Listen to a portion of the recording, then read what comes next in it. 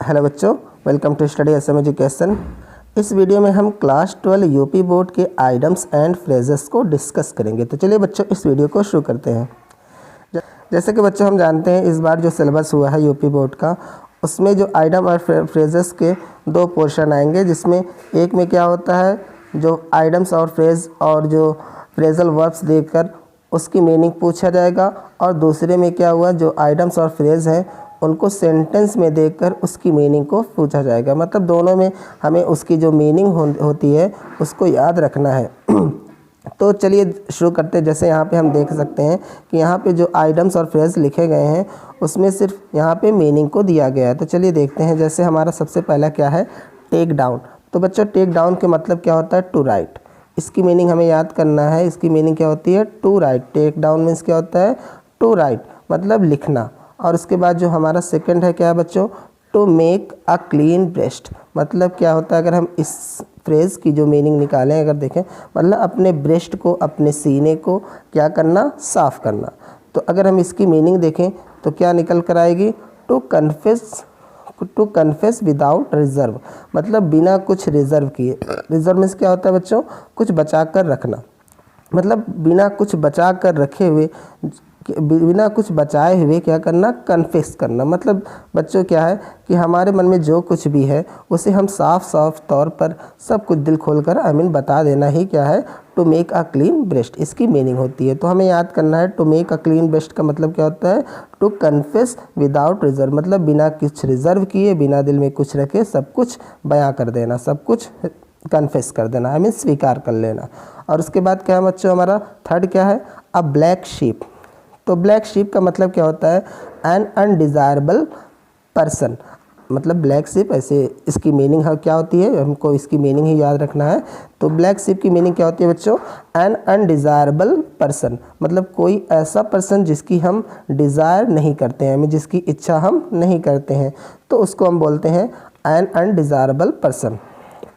मतलब किसी ऐसी जगह पर जहाँ पर हम उसको उसके रहने की उम्मीद नहीं करते हैं, वहाँ पर हम क्या फ्रेज़ यूज़ करते हैं, a black sheep, an undesirable person. तो इस तरह से आपको इसको याद रखना है, इसकी मीनिंग को याद रखना है। उसके बाद बच्चों हमारा जो फोर्थ है वो क्या है, स्नेक इन द ग्रास। मतलब ग्रास में स्नेक मतलब घास में सांप। और इसकी मीनिंग क्या होती है बच्चों, अ सीक्रेट एनिमी। मतलब सीक्रेट मीन्स क्या होता है, जैसा कि हम जानते हैं छिपा हुआ, और एनिमी मीन्स क्या होता है बच्चों, दुश्मन। तो जो सीक्रेट एनिमी होता है, जो छिपा हुआ दुश्मन होता है, उस फ्रेज, इसके लिए इस phrase snake in the grass, इसकी मीनिंग क्या होती है, छिपे हुए दुश्मन। मतलब अ सीक्रेट एनिमी। आपको यही अ सीक्रेट एनिमी याद रखना है।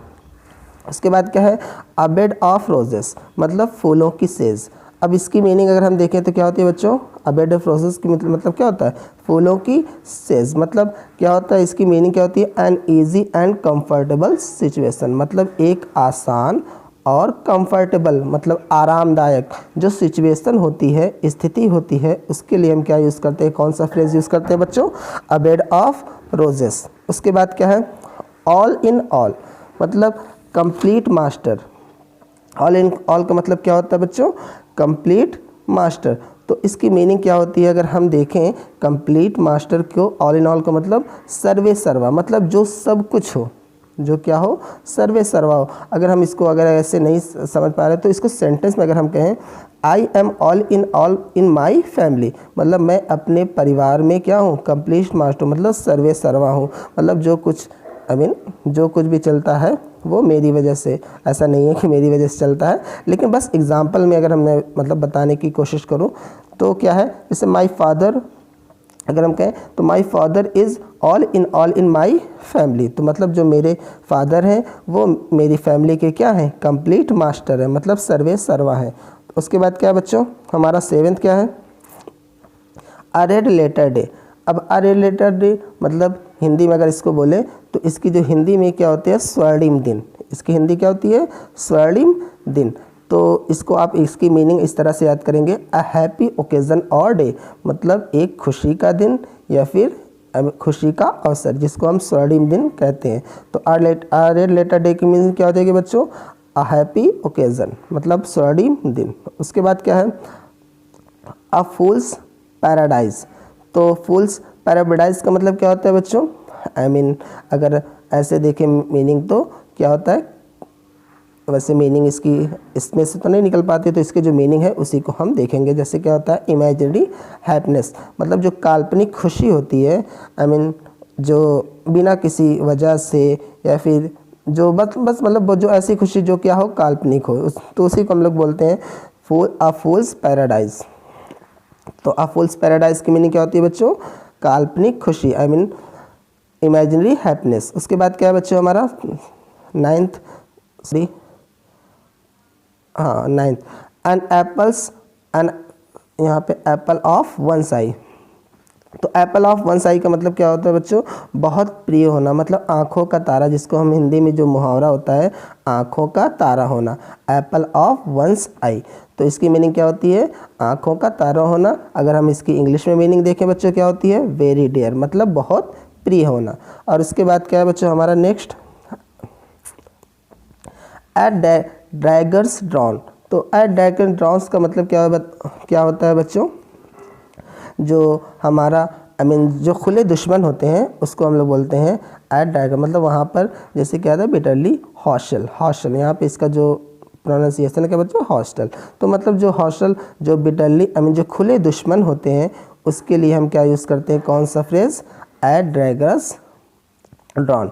उसके बाद बच्चों हमारा नेक्स्ट क्या है? Petticoat government. मतलब पेटीकोट गवर्नमेंट का मतलब क्या होता है बच्चों? जो वोमेन की सरकार होती है उसको हम लोग बोलते हैं पेटीकोट गवर्नमेंट। तो क्या हो जाएगा इसका जो मीनिंग क्या हो जाएगी? The rule exercise by the women, मतलब ऐसा रूल, ऐसा शासन, मतलब ऐसी गवर्नमेंट जो किसके द्वारा चलाई जाए? वोमेन के द्वारा चलाई जाए। तो उसके लिए हम कौन सा फ्रेज यूज़ करते हैं? Petticoat government. तो आपको बच्चों बस इसकी मीनिंग ही याद रखनी है। वैसे सेंटेंस में भी आप इसको यूज़ कर सकते हैं बनाकर। वैसे इस बार तो एमसीक्यू में आएगा तो आप इसकी मीनिंग ही याद रखें तो ज़्यादा अच्छा है। तो क्या है, जैसे नेक्स्ट हमारा क्या है बच्चों? A fair weather friend. मतलब अ फेयर वेदर फ्रेंड का मतलब क्या होता है? जैसे अगर हम इसकी मीनिंग निकालने की देखें, अ फेयर वेदर मतलब मौसमी जो दोस्त होते हैं, मतलब अगर ऐसे मत मीनिंग दिखाएं तो मौसमी दोस्त, मतलब जब कुछ होता है तो वो आ जाते हैं, जब अच्छे होने पे आ जाते हैं, तो मतलब मौसम की तरह वो बदलते रहते हैं। तो इसके लिए हम कौन सा फ्रेज़ यूज़ करते हैं ऐसे दोस्तों के लिए? A fair weather friend. और इसकी अगर मीनिंग हम देखें बच्चों क्या होती है? अ सेल्फिश फ्रेंड, मतलब कोई ऐसा फ्रेंड जो क्या हो? सेल्फिश हो, मीन्स स्वार्थी हो। सेल्फिश मीन्स क्या होता है बच्चों? स्वार्थी।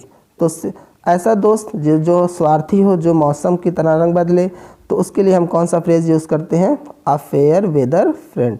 उसके बाद बच्चों हमारा नेक्स्ट क्या है? 13 बोन ऑफ कंटेंशन। तो बोन ऑफ कंटेंशन का मतलब क्या होता है बच्चों? कॉज ऑफ करल, मतलब क्या होता है? जैसे यहाँ पे कंटेंशन की बोन, मतलब जो झगड़े की जड़, जिसके लिए हम क्या यूज़ करते हैं? झगड़े की जड़। इसकी हिंदी में मीनिंग क्या होती है बच्चों? झगड़े की जड़। तो इसको हम हिंदी में ये झगड़े की जड़ के लिए कौन सा हम फ्रेज यूज़ करते हैं? Bone of contention. और इसकी जो मीनिंग होती है अगर इंग्लिश में तो क्या कहते हैं? Cause of quarrel. मतलब क्वेरल मतलब क्या होता है बच्चों? झगड़ा। और कॉज मीन्स कारण, तो मतलब झगड़े का कारण, या फिर कह सकते हैं झगड़े की जड़। उसके बाद बच्चों हमारा जो 14th है वो क्या है? By leaps and bounds. By leaps and bounds की मतलब क्या होता है बच्चों? जैसे लिप्स मीन्स क्या होता है बच्चों? उछलना, और बाउंड्स मतलब इस तरह से। बाउंड्स मीन्स क्या होता है? बंधे होना कह सकते हैं। लेकिन अगर हम इसकी मीनिंग देखें बच्चों, वेरी रैपिडली, मतलब बहुत तेज़ी से। बाय लीप्स एंड बाउंड्स, ये फ्रेज़ इस फ्रेज़ की मीनिंग क्या होती है? वेरी रैपिडली, मतलब बहुत तेज़ी से। तो आपको बस इसकी मीनिंग ही याद रखना है। और अगर आप इसको सेंटेंस में यूज़ करने के लिए अगर कहें तो सेंटेंस में भी आप इजीली यूज़ कर सकते हैं। इसके बाद हम जो नेक्स्ट में देखेंगे, जो हमारा नेक्स्ट पार्ट इसके बाद आएगा, उसमें हम सेंटेंस में देखेंगे जितने भी आइटम्स और फ्रेज सेंटेंस में यूज़ रहेंगे, और उसकी मीनिंग को तब पर भी हमें याद करना होगा, क्योंकि हमें इस बार मीनिंग ही याद रखना है और कुछ नहीं, इस बार का जो सिलेबस हुआ है। उसके बाद चलिए देखते हैं हमारा बच्चों 15 build Castle's in the air. मतलब हवा में क्या करना? कैसल्स बनाना। मतलब क्या है बच्चों? इस बिल्ड कैसल मतलब जैसा कि हम जानते हैं जहाँ पे लोग रहते हैं तो उसको बोलते हैं castle.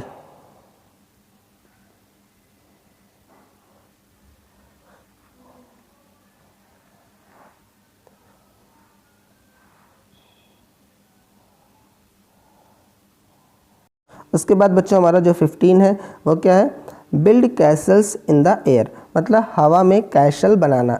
I mean castle means क्या होता है, जैसे बिल्ड मीन्स क्या होता है बच्चों, बनाना, और कैसल्स मीन्स क्या होता है, बंदीगिरी, और इन मीन्स में, और एयर मीन्स होता है हवा। तो हवा में कैसल्स, आई मीन जो प्रेजेंट टाइप का होता है उसको हम कैसल बोलते हैं। तो हवा में कैसल्स बनाना, जैसे कि बच्चों हम जानते हैं जो फ्रेज़ होते हैं, आई मीन जो लोकतियाँ और मुहावरे होते हैं, उसके में जो रहता है उसकी मीनिंग वो हम नहीं निकालते, बल्कि आई मीन जो मीनिंग रहती है उसका जो अर्थ निकलता है उसको हम देखते हैं। जैसे क्या होता है कि ईद का चाँद होना, तो ईद का चाँद होना, अब ऐसा तो है नहीं, आई मीन ईद का चाँद होना का हम मतलब देखते हैं कि ईद का चाँद होने का मतलब क्या होता है।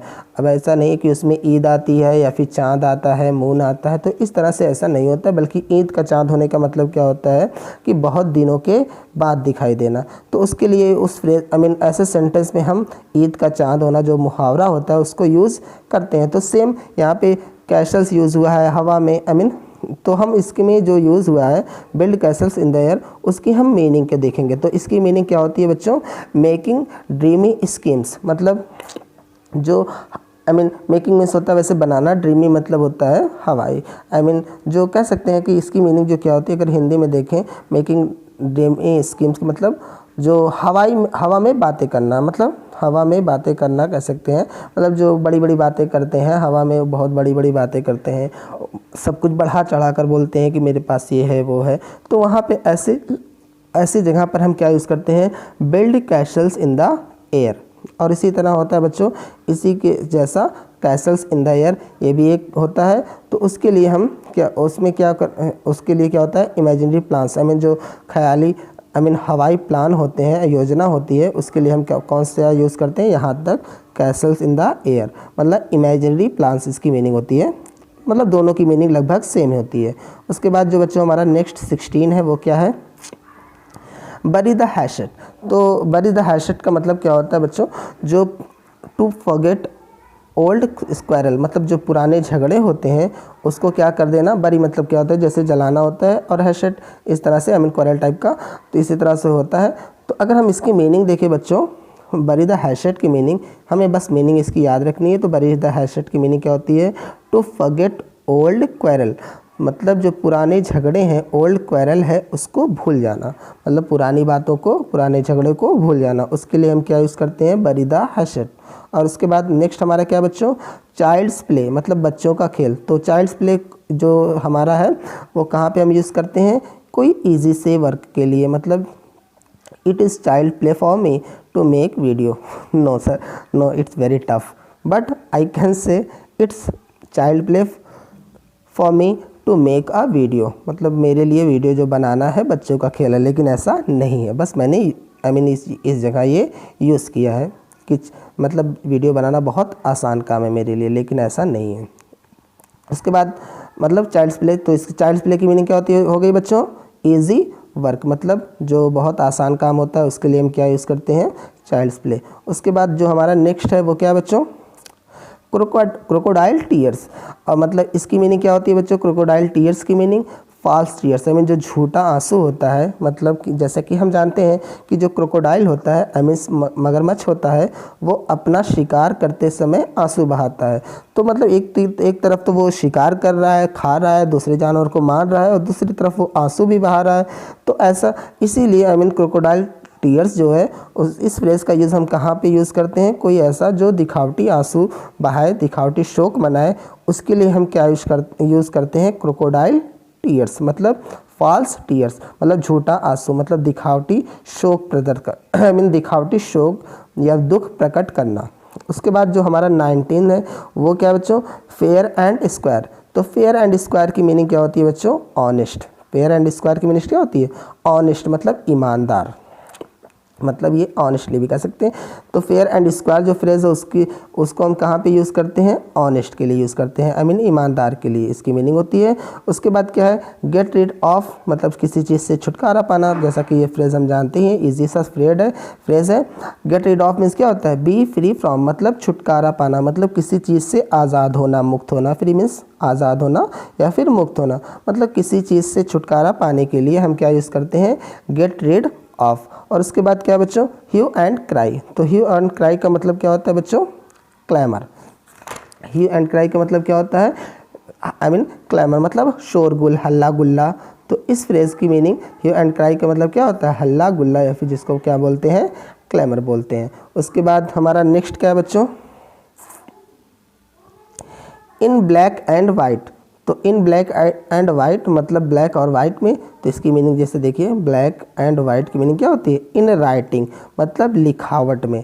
मतलब जब कोई चीज़ हम मांगते हैं किसी चीज़ से, जैसा कि आजकल जब भी कोई बात होती है तो राइटिंग में सब मांगता है ताकि हम उसको सबूत के तौर पे पेश कर सकें। तो ये जो इन ब्लैक एंड वाइट जो फ्रेज़ है वो इसकी मीनिंग क्या हो गई, इन राइटिंग मतलब कोई चीज़ लिखावट में या फिर लिखे हुए देना, मतलब दस्तावेज के साथ प्रस्तुत करना। ऐसी जगह पे हम क्या यूज़ करते हैं बच्चों, इन ब्लैक एंड वाइट। और उसके बाद हमारा जो 23rd है वो क्या है, इन नशल। और इन आ नशल का मतलब क्या होता है बच्चों, ब्रीफली। इन आ नशल का मतलब क्या होता है, ब्रीफली मतलब संक्षिप्तता से, आई मीन बारीकी से, आई मीन संक्षिप्त रूप में। इसको हम क्या, इसके लिए हम कौन सा फ्रेज़ यूज़ करते हैं, इन आ नशल। और उसके बाद क्या है बच्चों, इन लियो ऑफ। इन लियो ऑफ को मतलब जैसा कि हम जानते हैं, ये तो वर्ड, आई मीन ये जो फ्रेज़ है बहुत ज़्यादा यूज़ होता है, इंपॉर्टेंट भी है। तो इन लियो ऑफ को मतलब क्या होता है बच्चों, इन प्लेस ऑफ मतलब किसी के स्थान पर, मतलब किसी की जगह पर। इसके लिए हम कौन सा फ्रेज़ यूज़ करते हैं बच्चों, इन लियो ऑफ। इन प्लेस, तो इसकी मीनिंग क्या हो गई, इन प्लेस ऑफ मतलब किसी के स्थान पर, आई मीन के स्थान पर। और उसके बाद क्या है, लास्ट जो है हमारा 25th, आई मीन ये इसका लास्ट है 25th, to and fro. To and fro मतलब क्या होता है बच्चों, बैकवर्ड एंड फॉरवर्ड। मतलब बैकवर्ड मतलब क्या, जैसा कि हम जाते हैं पीछे की ओर, फॉरवर्ड एंड फॉरवर्ड मीन्स क्या होता है, आगे की ओर, मतलब आगे पीछे की ओर और आगे की ओर। तो टू एंड फ्रो की मीनिंग क्या होगी बच्चों, बैकवर्ड एंड फॉरवर्ड। तो आप इसको बच्चों एक दो बार देख लीजिए आपके एग्ज़ाम के लिए, जैसा कि आपका जो एग्ज़ाम है 30 मार्च को होने वाला है। तो 30 मार्च के सिर्फ 3 दिन और बचे, अगर आप इसको देख लेंगे तो आपके लिए कोई एग्ज़ाम में काफ़ी हेल्प करेगा। आई मीन 4 मार्क्स का आता है, 2 मार्क्स उधर, 2 मार्क्स इधर। तो इस तरह से आई मीन 2-2 मार्क्स करके पूछते हैं, टोटल 4 मार्क्स का आता है। होप आपको बच्चों ये जो आइटम ऑफ फ्रेज़ है उसकी मीनिंग अच्छी तरीके से समझ में आई होगी। बच्चों अगर आपको वीडियो अच्छा लगा तो वीडियो को लाइक कीजिए, प्लीज़ कमेंट कीजिए आपको जो भी कमी नज़र आई हो, जो भी अच्छा लगा हो, मतलब अपने ऑब्जर्वेशन के अकॉर्डिंग जैसा आपको लगा हो, जैसा आपको फील हुआ हो। अगर कोई कमी है तो प्लीज़ उसको भी आप मुझे बताइए, कि मैं उस कमी को दूर करने की कोशिश करूँगा। बच्चों अगर आप कमेंट करते हैं तो जो आई मीन इससे थोड़ा सा मुझे आई मीन कैरेज मिलता है, थोड़ा प्रोत्साहन मिलता है और ज़्यादा वीडियो बनाने के लिए। लेकिन अगर कोई कमेंट नहीं आता तो ख़राब लगता है कि मेरी जो मेहनत है पता नहीं आपको अच्छी लग रही है कि नहीं लग रही है। तो इस तरह से बच्चों अगर आपको वीडियो आई मीन जो वीडियो के अकॉर्डिंग प्लीज़ कमेंट ज़रूर करना है। थैंक यू सो मच बच्चों।